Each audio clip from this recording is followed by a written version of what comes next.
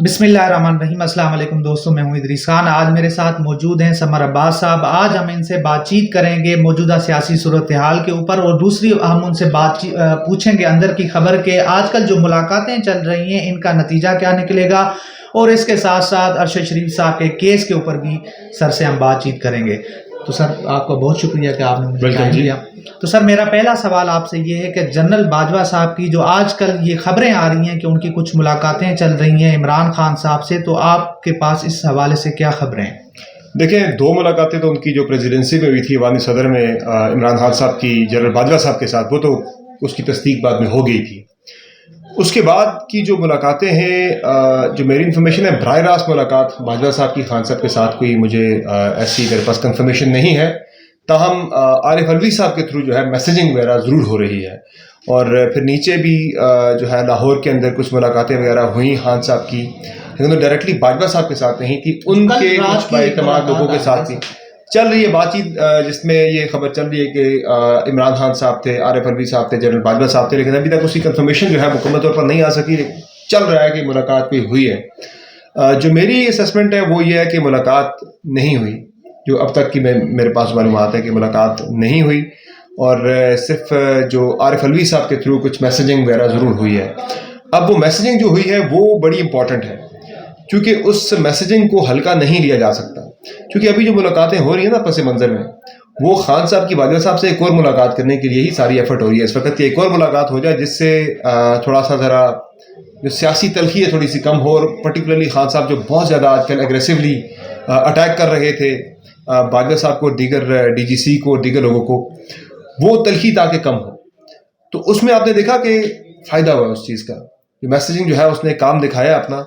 और अभी पिछले 2 दिन से आप खान साहब की अगर तकारीर सुने तो उसमें उन्होंने मेजर जनरल फैसल नसीर का बिल्कुल नाम नहीं लिया बिल्कुल। उन्होंने किसी आर्मी के ऑफिसर का नाम नहीं लिया, किसी के बारे में कुछ सख्त लफ्ज़ नहीं यूज़ किया, बल्कि सिर्फ हैंडलर कह के वो दोनों अपनी तकारीर के अंदर पुकारते रहे। तो टोन उनकी काफ़ी हद तक चेंज हुई है पिछले 2 रोज़ के दौरान खान साहब की। अब वो ज़ाहिर है ये जो मुलाकातें पस मंज़र में चल रही हैं उन्हीं मुलाकातों की वजह से हुई है, और ज़ाहिर है जब टोन चेंज होती है तो उसका कोई ना कोई फिर आगे मकसद होता है कि आप टोन बिला वजह चेंज नहीं करते, आपको कोई ना कोई गारंटीज या यकीन दहानियाँ आपको ज़रूर करवाई जाती हैं, तब आप जाके अपनी टोन चेंज करते हो। और खान साहब को भी कुछ लगता है कि यकीन दहानी और गारंटीज जो है वो करवाई गई हैं फ़ौज की तरफ से, बाजवा साहब की तरफ से, कि आपको जो है आपकी मर्जी और मंशा के मुताबिक कुछ ना कुछ आपके साथ हम जो है करेंगे। आपकी जो मुतालबात हैं अर्ली इलेक्शन का, वो मुतालबा किसी हद तक पूरा होगा। अब इसमें जो इम्पोर्टेंट चीज़ ये है कि बाजवा साहब की जगह अगर मैं हूँ या कोई भी हो, वो इस सिचुएशन के अंदर के जब आप बहुत ज़्यादा आपके ऊपर इस वक्त तनकीद हो रही है, आप बहुत ज़्यादा तनकीद की जद में हैं, आपको बहुत ज़्यादा बुरा भला कहा जा रहा है, आप मुल्क की मेजॉरिटी जो पॉपुलेशन है, बड़ी पॉलिटिकल पार्टी के सपोर्टर्स आपको बुरा भला कह रहे हैं, तो हर बंदा जो किसी बड़े ओहदे पे पहुंचता है उसकी कोशिश होती है वो कोई लेगेसी छोड़ के जाए पीछे, जिसे लोग याद करें। तो मुझे ये लगता है कि बाजवा साहब वैसे तो उनकी फेयरवेल मुलाकातें आजकल शुरू हो चुकी हैं, जा रहे हैं वो डेली 1-2 कोर हेडक्वार्टर्स में जाते हैं, फॉर्मेशन में जाते हैं, जाके फेयरवेल मुलाकातें करते हैं, अलविदाई। लेकिन ज़ाती तौर पर मेरे ख्याल से बाजवा साहब रुकना चाह रहे हैं कि उन्हें साल एक और मिल जाए, उस साल में वो चीज़ें बिल्कुल ठीक करते हैं। यानी कि जो पीछे कुछ चीजें चली थी, जो कुछ चीजें खराब हुई हैं, उनको वो सेटल करना बिल्कुल वो चीज़ों को ठीक करना चाह रहे हैं। और मेरी जो असेसमेंट है ये कि बाजवा साहब ये चाह रहे होंगे या ये चाह रहे हैं कि वो मुल्क की तारीख का सबसे शफाफ इलेक्शन करा के अगर चले जाएं। देखिए ना, आज बाजवा साहब अगर रिटायर होते हैं, ऐसा मुमकिन है, आज से 2 हफ्ते बाद बाजवा साहब रिटायर होते हैं, बिल्कुल, तो वो क्या लेगेसी छोड़ के जाएंगे पीछे? ऐसी कौन सी उनकी चीज़ होगी जिससे लोग याद रखेंगे? कोई चीज़ ऐसी उनकी कैरियर में नहीं है। हालांकि प्रोफेशनली देखा जाए तो उनकी बड़ी अचीवमेंट्स हैं, कि जिस तरह से अफगान बॉर्डर के ऊपर जो फेंसिंग जो है ये बहुत बड़ा उनका काम था। फिर हमने ये जो इंडिया को मारा फरवरी के अंदर, ये बड़ी अचीवमेंट थी उनकी। और ये कारके वगैरह के साथ जो रेकोटेक वाली डीलें हैं ये सारी करवानी, बड़े काम हुए। लेकिन मेन जो चीज़ है उसमें ज़ाहिर है पॉलिटिकल साइड पे भी एक जनरल को देखा जाता है कि पॉलिटिकल साइड पे बड़ा काम किया। मसला आज लोग याद करते हैं वो 70 का इलेक्शन जो है वो बड़ा ही शफाफ तरीन इलेक्शन था हमारी तारीख का जी।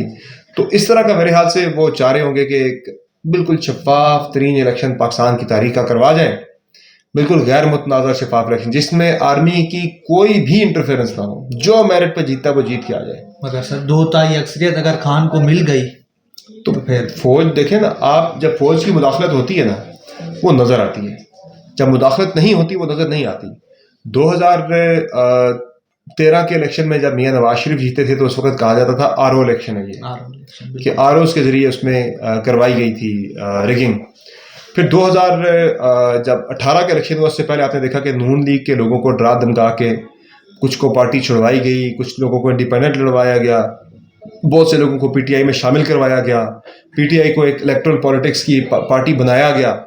پھر یہ آر ٹی ایس والا ڈرامہ جو سارا ہوا اس میں پی ٹی آئی کو جتایا گیا.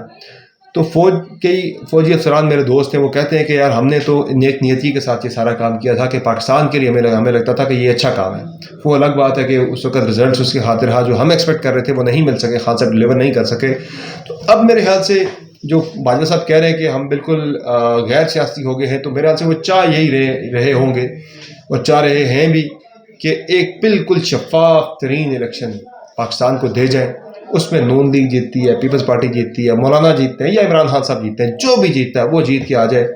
تو فوج کی مداخلت آپ کو کہاں نظر آتی ہے؟ فوج کیا کرتی ہے؟ فوج یہی ہوتا ہے کہ آپ ایجنسیز کے ذریعے یا محکمہ زراعت کے ذریعے جو ہے آپ کسی پارٹی کے کینڈیڈیٹ سے ٹکٹس وڈرا کراتے ہیں، آپ ان کو کہتے ہیں کہ اس پارٹی سے آپ نے الیکشن نہیں لڑنا، فلاں سے لڑنا ہے، آپ کو مذہبی گروپ کسی کو کھڑا کر دیتے ہو کسی پارٹی کو توڑنے کے لیے. یہ اس طرح کی چیزیں ہوتی ہیں، پری پول یہ ہوتی ہے. یہ تو یہاں الیکشن ڈے پہ اسٹفنگ وغیرہ فوج اب نہیں کر سکتی کیونکہ ہر کاربندے کے ہاتھ میں سیل فون ہے، اسمارٹ فون ہے، اسٹفنگ نہیں ہو سکتی. آر ٹی ایس وغیرہ کے تھرو ریزلٹس کو چینج کرنا وہ چیز ہو سکتی ہے. تو میرے خیال سے یہی ہوگا کہ اگر انہیں توسیع ملتی ہے تو آپ دیکھیے گا کہ اگلے 8-9 ماہ یا سال کے اندر وہ ایک انتہائی شفاف ترین الیکشن پاکستان کی تاریخ کا جو ہے وہ کروا کے خدا حافظ سے گھر چلے جائیں گے، تاکہ لوگ آنے والے دنوں میں یاد رکھیں جی باجوہ صاحب نے جو الیکشن کرایا، ان کو ویسے بھی لوگ یاد رکھیں، جس طرح ہم 70 کا الیکشن یاد کرتے ہیں. بالکل باجوہ صاحب نے جو الیکشن کرایا تھا وہ پاکستان کی تاریخ کا سب سے شفاف الیکشن تھا. چلیں سر ایک لیگسی ان کے لیے جو ہے نا وہ بالکل.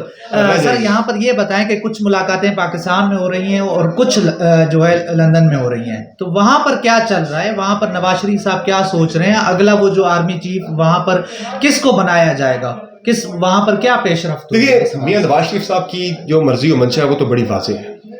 میاں نواز شریف صاحب جو ہیں وہ تو چاہ رہے ہیں کہ عاصم منیر صاحب کو آرمی چیف لگا دیا جائے. ہسٹری کسی سے رکی چھپی نہیں ہے کہ عمران خان صاحب کے ساتھ وہ D G I S I تھے تو 8ویں مہینے انہیں D G I S I کے عہدے سے ہٹا دیا گیا تھا.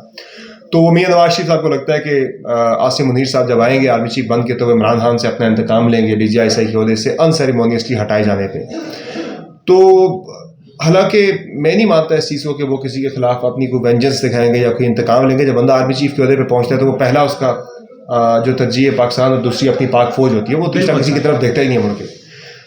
تو مجھے ایسا لگتا نہیں ہے میاں نواز شریف صاحب کی کیلکولیشن جہاں پہ بھی غلطی ثابت ہونی ہے، لیکن چلیں ان کو شوق ہے وہ کر لیں. میرا سے میاں صاحب کو تو بڑا کلیئر ہے 2 ٹوک الفاظ میں کہ وہ باجوہ صاحب کو توسیع بالکل دینے کا ارادہ نہیں رکھتے اور وہ عاصم منیر صاحب کو آرمی چیف اگلا دیکھنا چاہتے ہیں. دوسری چیز یہ ہے کہ ملک احمد فارمولہ بڑا پاپولر ہے آج کل. ایک ملک احمد صاحب جو نون لیگ کے رہنما ہے پنجاب سے، اتنے بڑے لیڈر نہیں ہیں لیکن ان کا فارمولہ بڑا آج کل پاپولر ہے. وہ گئے بھی ہوئے لندن کے اندر مشاورتوں کے اندر شریک بھی ہیں. ایک مریم نواز کے خواجہ آصف چلے وہاں پہ شہباز شریف صاحب کے بڑے کلوز ہیں، وہ بھی کلوز ہیں. مثلا دیکھیں نا میاں نواز شریف ہے میٹنگ میں، مریم نواز ہے اور شہباز شریف ہے، چلیں ان تینوں کے بعد خواجہ آصف وہاں بیٹھے، چلے وزیر دفاع ہے، سینئر آدمی بھی یہ سمجھ میں آتا ہے. ملک احمد کا وہاں بیٹھے نا، میں 3-4 دن سے سن رہا تھا معاملہ کیا ملک احمد کا، کیا اتنا بڑا کیلیبر بھی نہیں ہے، اتنے بڑے لیڈر بھی پارٹی کے اندر ان سے بڑے لیڈر موجود ہیں. احسن اقبال بیٹھے ہیں یہاں پہ اور بڑے بڑے نام بیٹھے ہیں پارٹی کے. ملک احمد سے کیا مشاورت ہو رہی ہے؟ وہ کیوں مشاورت کیسا بنے؟ تو اب جا کے سمجھ آئیے کہ ملک احمد جو ہیں وہ ایک برج کا رول پلے کر رہے ہیں یہاں پہ، اور وہ انہوں نے فارمولہ ایک فلوٹ کیا ملک احمد نے اپنا کہ باجوہ صاحب کو ایکسٹینشن دی جائے سال کی. ہاں وہ سال کی ایکسٹینشن جو ہے وہ باجوہ صاحب کو دی جائے. وہ یہ فارمولہ لے کے وہاں بیٹھے. اس لیے آپ دیکھیں کہ روزانہ وہاں پہ نا شہباز شریف صاحب کا دورہ 1 دن کا ایکسٹینڈ ہوتا ہے، پھر دوسرے گئے 1 دن کے لیے تھے اور تھا بھی ان اناؤنس تھا، غیر اعلانیہ ان کا وزٹ تھا. پھر بعد میں وہ وہاں جا کے اتنے انٹینس وہاں پہ بڑی گہری وہاں پہ ڈبیٹس ہوئیں، بڑی ڈسکشنز ہوئیں. پھر کچھ نتیجہ نہ نکلا تو اگلے دن پھر ملاقاتیں ہوئیں. تو میاں صاحب یہ چاہ رہے تھے کہ عاصم منیر صاحب کو لگا دیا جاتا آرمی چیف، اور اس پہ پھر ان کی طرف سے تھا کہ ایکسٹینشن دی جائے. شہباز صاحب نے وہاں پہ دیا آپشن اور ملک احمد نے بھی دیا کہ ایکسٹینشن دے دی جائے. تو وہ اب ڈسکشنز وغیرہ وہاں پہ جاری ہیں. ابھی تک وہ کنکلوسیو ثابت نہیں ہو سکی ہیں, لیکن میاں نواز شریف تو اسی بات پہ ابھی تک ڈٹے ہوئے ہیں کہ بھائی لگائیں عاصم منیر کا, لائیں اسمبلی, کریں سائن اور کام کو مکائیں.